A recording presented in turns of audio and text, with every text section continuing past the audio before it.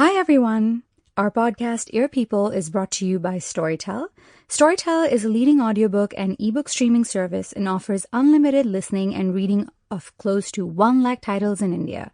You can download Storytel and enjoy unlimited stories anytime, anywhere. And I'm your host, Rukun. And today we have an extremely special guest on the show. Her name is Naomi Barton, and she's the audience engagement editor at The Wire. Hi, Naomi. Hi, Rukun. So a little bit about how Naomi and I know each other. We used to be colleagues together at Penguin Random House. And in fact, today's segment is about erotica and erotic literature. And she's the first person to have ever recommended me stories to read, because I would always just go online on literotica.com and find these like garbage stories which wouldn't really do the thing for me. And at the World Book Fair, she comes up to me and she's like, Rukun, there is a beautiful book and you have to buy it. So who better to get on the show than Naomi? Hi, Rukun. Thanks for calling me in.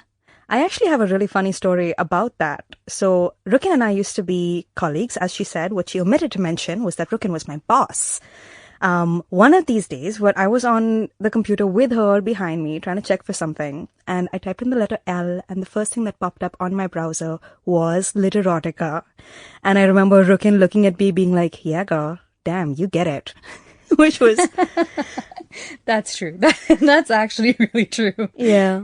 But Naomi, you have to tell me, I think I got into reading erotica for very different reasons. Mm-hmm. Like whenever I would feel that, okay, I've watched visual porn 30 days straight in a row. Mm-hmm. And then I'm like, okay, perhaps this is going to screw up my actual sexual experiences with partners. So let me try to switch the format so that I'm not being influenced too much by what mainstream porn is supposed to be like. Mm-hmm. So I went online and I Googled it. That's how I was exposed to erotica. But I feel that in our conversations previously, you've mentioned to me that you've been a reader since a very young age. Oh, yeah. That was so strange, actually, because I wouldn't necessarily call it the high quality erotica. I used to read Harry Potter fan fiction when I was really young, so like say 10 or 11 years old, because the next book wasn't coming out and I wanted to get some more stuff there, and you kind of fall into the fan fiction fandom sort of area. And what I didn't realize at the time was that a bunch of people had just been taking up the characters from the universe and making them have a lot of very, very odd sex. Yes. So my introduction to sex and erotica involved a lot of wands, let's say, and wand waving. But yeah, I got into it. Sample complete. Ready to continue?